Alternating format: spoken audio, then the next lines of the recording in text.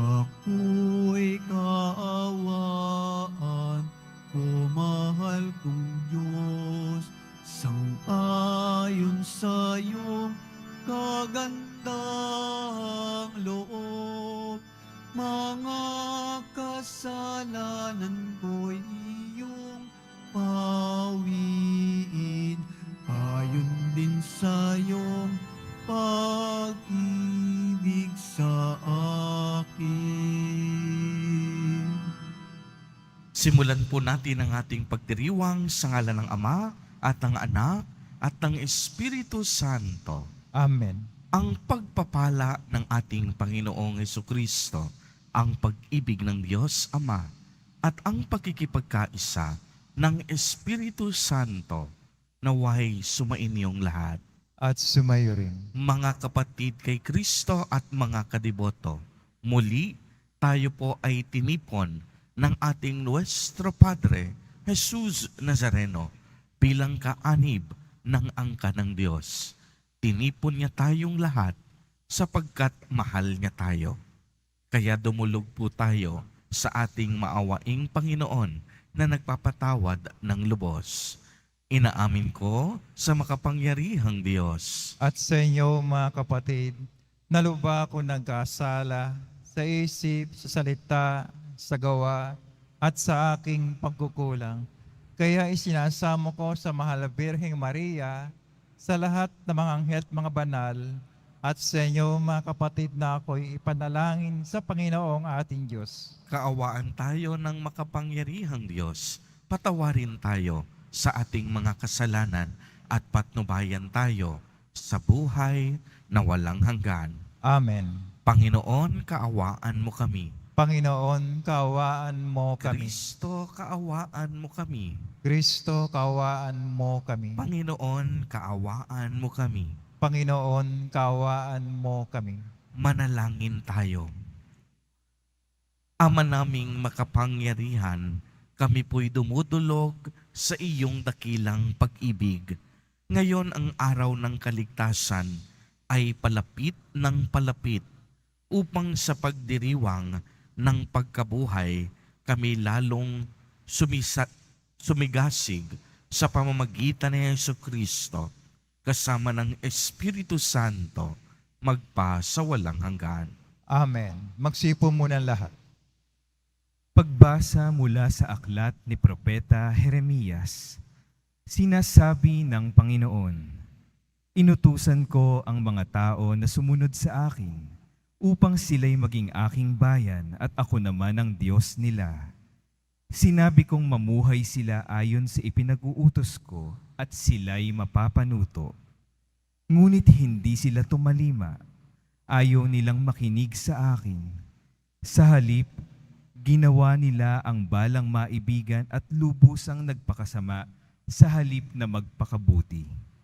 Mula nang lumabas sa Ehipto ang inyong mga ninuno, hanggang sa araw na ito, patuloy akong nagsugo ng aking mga alipin, mga propeta. Subalit hindi ninyo sila pinakinggan, ni pinahalagahan. Nagmatigas kayo at masahol pa ang ginawa ninyo kaysa ginawa ng inyong mga ninuno. Jeremias, sasabihin mo ang lahat ng ito sa kanila, subalit hindi sila makikinig sa iyo. Tatawagin mo sila, ngunit hindi ka nila papansinin.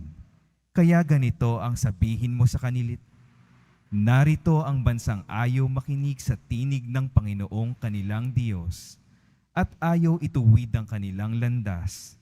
Naglaho na sa kanila ang katotohanan, at di man lamang nababanggit."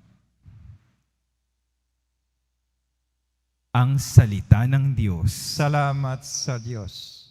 Panginoy, iyong dinggin, huwag niyo silang salungatin. Panginooy inyong dinggin, huwag niyo siyang salungatin. Tayo ay lumapit sa ating Panginoon. Siya ay awitan ating papurihan. Ang batong kublihan natit kalakasan. Tayo ay lumapit sa kanyang harapan na may pasasalamat.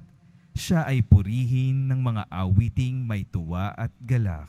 Panginooy inyong dinggin, huwag niyo siyang salungatin. tayo ay lumapit sa Kanya'y sumamba at magbigay galang, lumuhod sa harap nitong Panginoong sa ating lumalang. Siya ang ating Diyos, tayo ay kalingan niyang mga hirang, mga tupa tayong inaalagaan. Panginooy inyong dinggin, huwag niyo siyang salungatin. Ang Kanyang salita ay ating pakinggan. Iyang inyong puso'y huwag patigasin tulad ng ginawa ng inyong magulang. Nang nasa Meriba sa ilang ng masa, ako ay tinuksot, doon ay sinubok ng inyong magulang. Bagamat nakita ang aking ginawang, silang nakinabang. Panginooy inyong dinggin, huwag niyo siyang salungatin. Magstayo na po.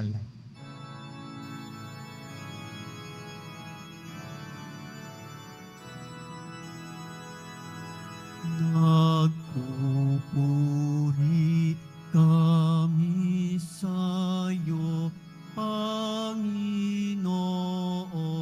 Jesucristo. Nagpupuri kami sa'yo, Panginoong Jesucristo. Magsisi tayong mataos, halinang magbalik loob sa magpapatawad na Diyos.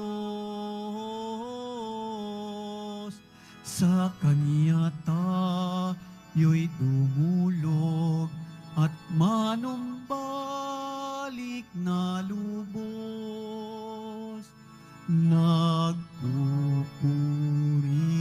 kami sa'yo, Panginoong Jesucristo.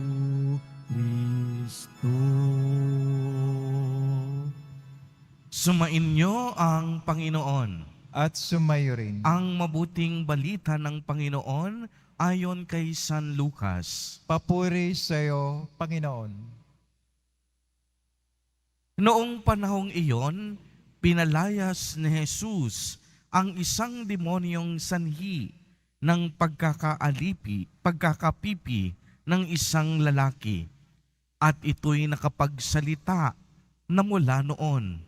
Nang gilalas ang mga tao, ngunit may ilan sa kanila ang nagsabi, si Beelzebul na prinsipe ng mga demonyo ang nagbigay sa kanya ng kapangyarihang magpalayas ng mga demonyo. May iba namang nais siyang subukin, kaya't nagsabi, magpakita ka ng kababalaghang magpapakilala na ang Diyos ang sumasa iyo. Ngunit batid ni Jesus ang kanilang iniisip, kaya't sinabi sa kanila, babagsak ang bawat kahariang nahahati sa magkakalapang pangkat, at mawawasak ang mga bahay roon. Kung maghimagsik si Satanas laban sa kaniyang sarili, paano mananatili ang kaniyang kaharian? Sinabi ninyong nagpapalayas ako ng mga demonyo, sapagkat binigyan ako ni Beelzebul ng kapangyarihang ito. Kung ako'y nagpapalayas ng mga demonyo sa pamamagitan ni Beelzebul, sino naman ang nagbigay ng kapangyarihan sa inyong mga tagasunod na makagawa ng gayon? Sila na rin ang nagpapatunay na maling-mali kayo. Ngayon, kung ako'y nagpapalayas ng mga demonyo sa pamamagitan ng kapangyarihan ng Diyos, nangangahulugang dumating na sa inyo ang paghahari ng Diyos. Kapag ang isang taong malakas at nasa sandatahan ay nagbabantay sa kaniyang bahay, malayo sa panganib ang kaniyang ari-arian. Ngunit kung salakayin siya at talunin ng isang taong higit na malakas, sasamsamin nito ang mga sandatang kaniyang inaasahan at ipapamahagi ang ari-ariang inagaw. Ang hindi panig sa akin ay laban sa akin, at nagkakalat ang hindi tumutulong sa aking mag-ipon. Ang mabuting balita ng Panginoon. Pinupuri ka namin, Panginoong Jesucristo. Magsiupo muna ang lahat. Magandang umaga po sa inyong lahat, mga kapatid kay Kristo. Sa lahat po ng ating mga taga-subaybay sa iba't ibang online platforms at sa lahat ng ating mga kadiboto sa iba't ibang panig ng Pilipinas at maging sa buong mundo kung saan tayo ay naaabot ngayon ng ating live streaming. Mapayapang umaga din po sa inyong lahat. Purihin at dakilain natin ang ating Panginoon, ang mahal na poong Jesus Nazareno. Mga kapatid kay Kristo at mga kadiboto, malugod po namin kayong tinatanggap sa Basilica Minor at Pambansang Dambana ni Jesus Nazareno. Tampok po sa ating ebanghelyo ngayon na ang mga tao ay namangha nang makitang si Jesus gumagawa ng himala at nagpapalayas ng masasamang espiritu. Subalit, ang pagkamangha ay hindi palagi ang humahantong sa pananampalataya. Uulitin ko po, yung pagkamangha ng mga tao hindi laging humahantong sa pananampalataya. Sa ating ebanghelyo sa araw na ito, sa halip na makita ng mga tao ang kapangyarihan ng Diyos na nagliligtas, nakita nila kay Jesus ang kapangyarihan ni Beelzebul, ang prinsipe ng mga demonyo. Para sa kanila daw ang pagpapagaling at mga himala ni Jesus ay galing sa diablo at hindi galing sa Diyos. Marami sa kanila ang hindi nakakaunawa na si Jesus Nazareno ay tunay na Panginoon at Mesiyas. Kaya nga po ating maitatanong, paano nasabi ng mga tao na si Jesus Nazareno ay nagpapalayas sa pamamagian ng puwersa ng kasamaan?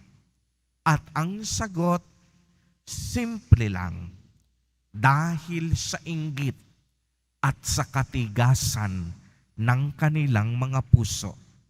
Alam po natin na galit at inggit ang nag-udyok sa kanilang mga puso, nakagagawa ng mga himala at kababalaghan sa Jesus Nazareno sa kanyang mga misteryo at gawaing misyon. Subalit ang mga eskriba, ang mga Saduseyo, ang mga Pariseyo at mga Hudyo, bagamat mataas ang kanilang pinag-aralan sa batas at punong-puno ng kaalaman, kahit isa walang napagaling. Kahit isa wala silang napalayas na masamang espiritu. Totoong nga po na sa lahat ng mga tukso at problema sa mundong ito, madalas tayong malilito kung ano nga ba ang tunay na mahalaga. Napakaraming ingay sa ating mundo sa kasalukuyan. Napakaraming digmaan, paghihingalo at paghihirap ang nararanasan ng mga tao. Napakaraming desisyon na kailangang harapin sa araw-araw. Maraming bagay ang maaaring magdala sa atin kung saan susubukin tayo sa ating pananampalataya. paniniwala at paninindigan. Alam po ninyo ang lahat ng panggugulo na nararanasan natin sa ating puso't kaisipan, nagmula yan sa puwersa ng kasamaan. At nais ng demonyo na mawala tayo sa focus at attention sa ating paglilingkod sa Diyos. Kapag nawala na ang ating direksyon, diyan tayo magsisimulang mamuna, mainggit, at mag-isip ng masama laban sa ating kapwa. Diyan magsisimula na tayo ay magiging mapanghusga laban sa kabutihan ng ibang tao. Kaya nga mga kapatid kay Kristo at mga kadiboto, isang mabisang panlaban sa puwersa ng kasamaan ay ang ating debosyon. Ang ating debosyon sa banal na Eucharistia, ang ating debosyon sa ating mahal na Poong Jesus Nazareno, ang ating debosyon sa Santo Rosario. Sa pamamagitan nito, mas lalong lumalalim ang ating pakikipag-ugnayan sa Diyos. Sa pamamagitan ng ating mga debosyon, tinuturuan nito tayong mas lalong kumapit at umasa sa Diyos. Sa pamamagitan ng debosyon, mas lalong pinalalakas at pinatitibay tayo sa ating paninindigan at pananampalataya. Sa pamamagitan din ng mga debosyon, mas higit nating nakikilala si Jesus Nazareno bilang ating Panginoon, tunay na tagapagligtas at dakilang manggagamot.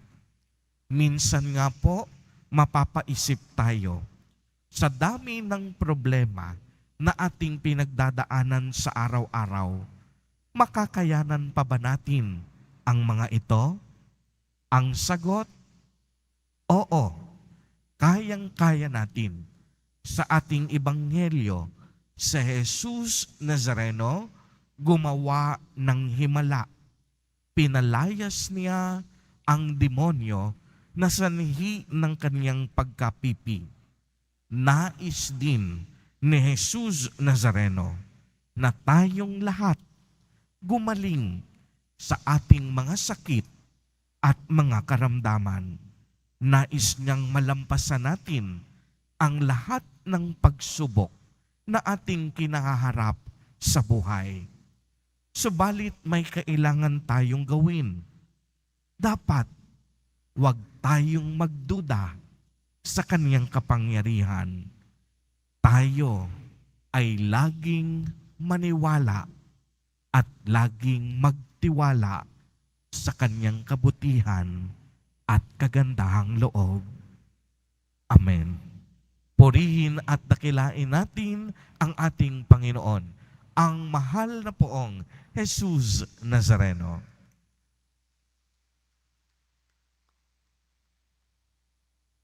Tumayo na po ang lahat.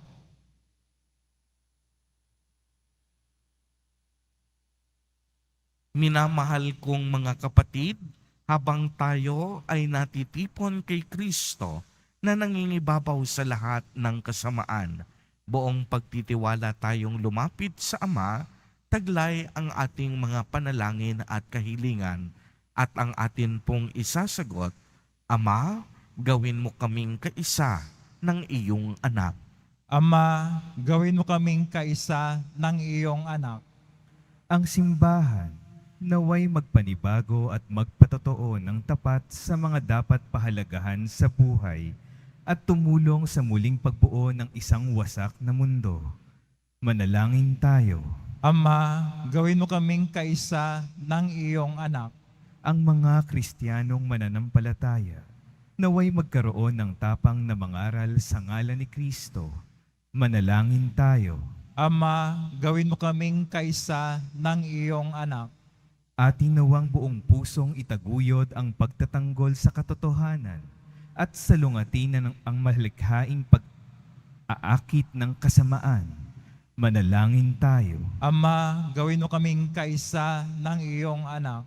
Ang mga may sakit at may karamdaman, naway paginhawain ng pag-ibig ng Diyos na kanilang nararanasan sa pangangalaga ng mga taong kumakalinga sa kanila. Manalangin tayo. Ama, gawin mo kaming kaisa ng iyong anak. Ama naming makapangyarihan, sa paghahandog namin ng mga panalangin, pinasasalamatan ka namin dahil sa iyong anak na tumubo sa kasalanan. Hinihiling namin ito sa pamamagitan ni Kristo na aming Panginoon. Amen. Magsipo muna ang lahat.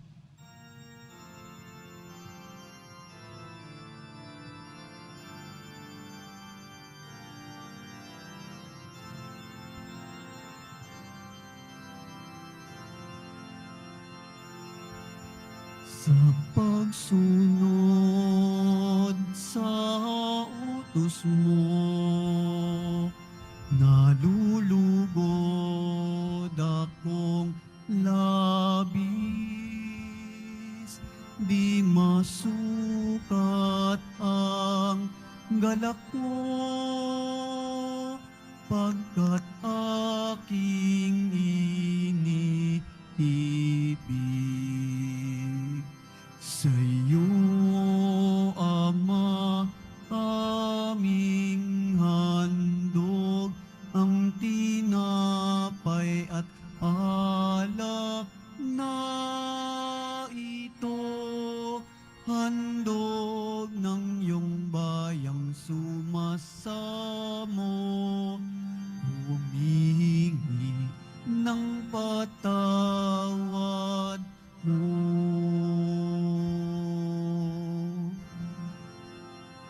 Tumayo na po ang lahat. Manalangin kayo mga kapatid upang ang paghahain natin ay kalugdan ng Diyos amang makapangyarihan. Tanggapin nawa ng Panginoon itong paghahain sa iyong mga kamay, sa kapurihan niya at karangalan, sa ating kapakinabangan at sa buong sambayan niyang banal. Ama naming lumikha, upang iyong kalugdan ang aming mga alay, dalisayin mo kami sa lahat ng kasalanan at huwag mong ipahintulot na kami masilaw ng kinang ng mga huwad na kaligayahan, kundi itaguyod mo kami ng aming makamtan ang iyong pangakong gantimpalang ganap sa pamamagitan ni Jesucristo kasama ng Espiritu Santo magpa sa walang hanggan. Amen. Sumainyo ang Panginoon. At sumayo rin. Itaas sa Diyos ang inyong puso at diwa. Tinaas na namin sa Panginoon. Pasalamatan natin ang Panginoong ating Diyos. Marapat na siya ay pasalamatan. Ama naming makapangyarihan, tunay nga pong marapat na ikaw ay aming pasalamatan sa pamamagitan ni Jesucristo na aming Panginoon. Sa aming kusang pagtitiis ng hirap, tinutulungan mong aming maitumpak ang kinamihas ng pagsalungat sa pananagutang iyong iniatas sa aming pagtulad sa anak mong mahal na nagpakasakit para sa tanan. Ang pagsisikap nami iyong kinalulugdan at ang pagpapakabuti nami iyong ikinararangal. Kaya kaisa ng mga anghel na nagsisiawit ng papuri sa iyo nang walang humpay sa kalangitan, kami nagbubunyi sa iyong kadakilaan. Santo, Santo, Santo, Panginoon Diyos na mga hukbo, napupuno ang langit at lupa ng kadakilaan mo, hosana sa kaitaasan. Pinagpala na paririto sa ngalan ng Panginoon, hosana sa kaitaasan. Magsilod po ang lahat. Ama naming banal, ikaw ang bukal ng tanang kabanalan. Kaya't sa pamamagitan ng iyong Espiritu, ay gawin mo pong banal ang mga kaloob na ito upang para sa amin ay maging katawan at dugo ng aming Panginoong Hesukristo. Bago niya pinagtiis ang kusang loob na maging handog, hinawakan niya ang tinapay Pinasalamatan kaniya, pinagati-hati niya iyon, iniabot sa kaniyang mga alagad at sinabi, tanggapin ninyong lahat, ito at kanin. Ito ang aking katawan na ihahandog para sa inyo.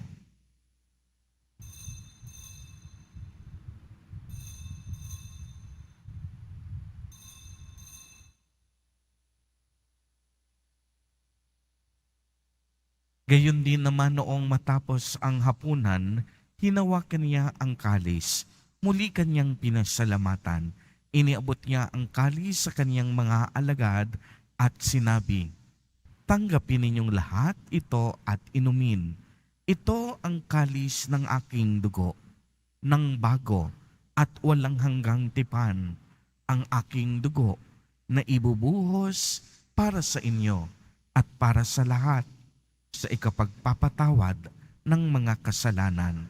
Gawin ninyo ito sa pag-alaala sa akin.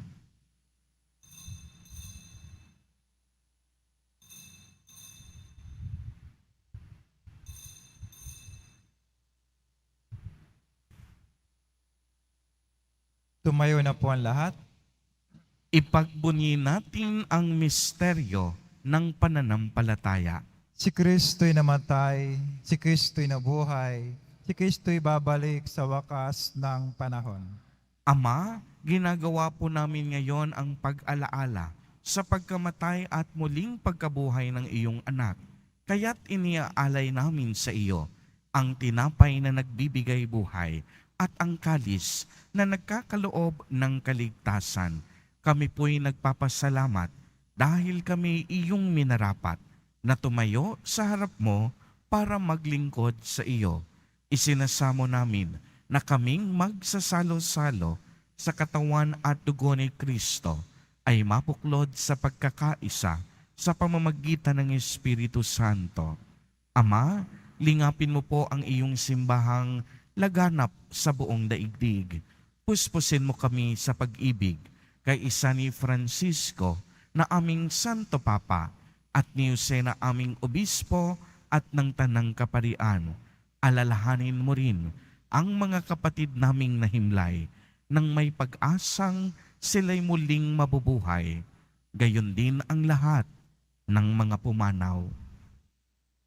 Kaawaan mo po sila at patuloyin sa iyong kaliwanagan.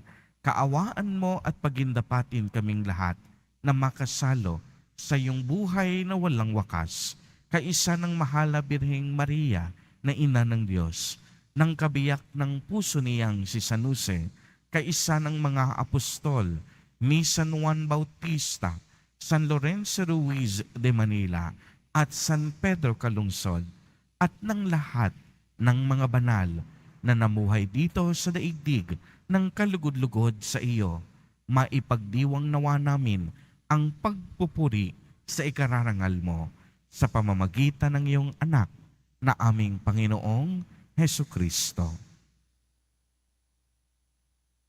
Sa pamamagitan ni Kristo, kasama niya at sa Kanya, ang lahat ng parangal at papuri ay sa iyo, Diyos amang makapangyarihan, kasama ng Espiritu Santo, magpa sa walang hanggan. Amen. Sa tagubilin ng mga nakagagaling na utos at turo ni Jesus na Panginoon natin at Diyos, ipahayag po natin ng lakas loob. Ama namin, Sumasalangit ka, sambahin ang ngalan mo, mapasa amin ang kaharian mo, sundin ang loob mo dito sa lupa para nang sa langit. Bigyan mo kami ngayon ng aming kakanin sa araw-araw at patawarin mo kami sa aming mga sala para ng pagkapatawad namin sa nagkakasala sa amin at huwag mo kaming pahintulot sa tukso at yadya mo kami sa lahat ng masama. hinihiling namin na kami iadya sa lahat ng masama, pagkalooban ng kapayapaan araw-araw, iligtas sa kasalanan at ilayo sa lahat ng kapahamakan, samantalang aming pinananabikan ang dakilang araw ng pagpapahayag ng tagapagligtas naming si Hesu Kristo. Sapagkat iyo ang kaharian at ang kapangyarihan, tangkapurihan magpakailanman. Amen. Panginoong Hesu Kristo, sinabi mo sa iyong mga apostol, kapayapaan ang iniiwan ko sa inyo. Ang aking kapayapaan ang ibinibigay ko sa inyo. Tunghayan mo ang aming pananampalataya at huwag ang napakarami at paulit-ulit naming pagkakasala. Pagkalooban mo po kami ng kapayapaan at pagkakaisa ayon sa iyong kalooban, kasama ng Espiritu Santo, magpa sa walang hanggan. Amen. Ang kapayapaan ng Panginoon ay laging sumainyo. At sumayo rin. Magbigayan po tayo ng kapayapaan sa isa't isa. Kordero ng Diyos na nagalis ng mga kasalanan ng sanlibutan, maawa ka sa amin. Kordero ng Diyos na nagalis ng mga kasalanan ng sanlibutan, maawa ka sa amin. Kordero ng Diyos na nagalis ng mga kasalanan ng sanlibutan, ipagkaloob mo sa amin ang kapayapaan. Magsilod po ang lahat.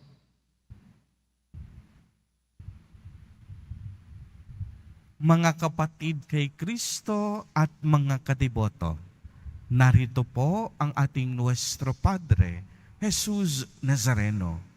Lumapit po tayo sa Kanya at magbalik loob. Siya ang kordero ng Diyos. Siya ang nag-aalis ng mga kasalanan ng sanlibutan. Mapapalad po tayo na inaanyayahan sa Kaniyang piging. Panginoon, hindi ako karapat-dapat na magpatuloy sa iyo, ngunit sa isang salita mo lamang ay gagaling na ako. Ipagsanggalang nawa ako ng katawan at dugo ni Kristo para sa buhay na walang hanggan. Amen.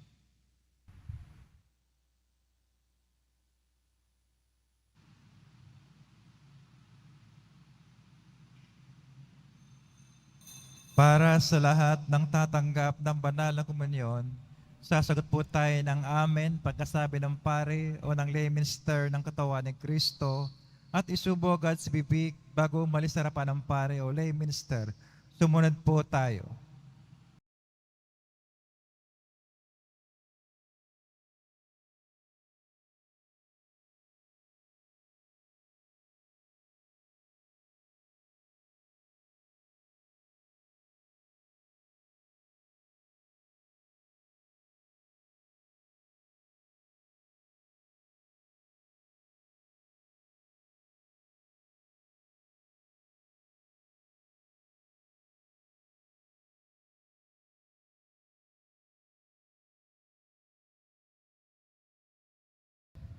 Tumayo na po ang lahat. Manalangin tayo. Ama naming mapagmahal, kaming pinapagsalo mo sa banal na pakikinabang ay iyong tulungang maisalob at maisakatuparan ang iyong pagliligtas na aming ipinagdiriwang sa pamamagitan ni Yesu Kristo kasama ng Espiritu Santo magpa sa walang hanggan. Amen. Sumainyo ang Panginoon. At sumayo rin. Pagbabasbas. Mahal na poong Jesus Nazareno, inihayag mo sa pamamagitan ng krus ang walang maliw na pag-ibig ng Diyos sa sangkatauhan. Pakinggan mo ang kahilingan ng iyong angkan na nagsusumamo sa iyo. Makamtanawa nila ang iyong katugunan at tanggapin ang kasagutan na may utang na loob na tinatanaw. Basbasan din po ninyo ang mga daladala nilang mga imahen at dasalan. Sa pamamagitan ng bendisyon na ito, naway maalala nila ang mga pangako nila noon sa binyag na ikaw ang kanilang iibigin at paglilingkuran bilang Panginoon magpa sa walang hanggan. Amen.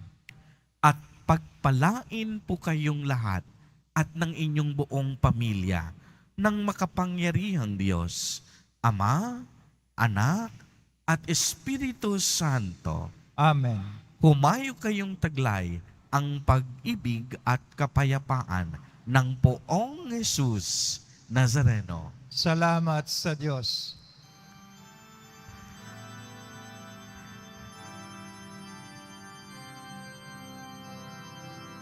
Nuestro Padre Jesús Nazareno, sinasamba ka namin.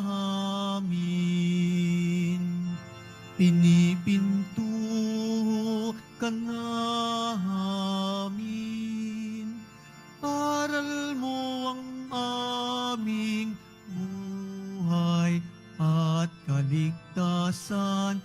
Nuestro Padre Jesús Nazareno, iligtas mo kami sa kasalanan. Ang krus mong kinamatayan ay sagisag ng aming kaligtasan. Nuestro Padre Jesús Nazareno, dinarangal ka namin. Nuestro Padre Jesús Nazareno, nilulwalhati ka namin. Nuestro Padre Jesús Nazareno, dinarangal ka namin. Nuestro Padre Jesús Nazareno, nilulwalhati ka namin.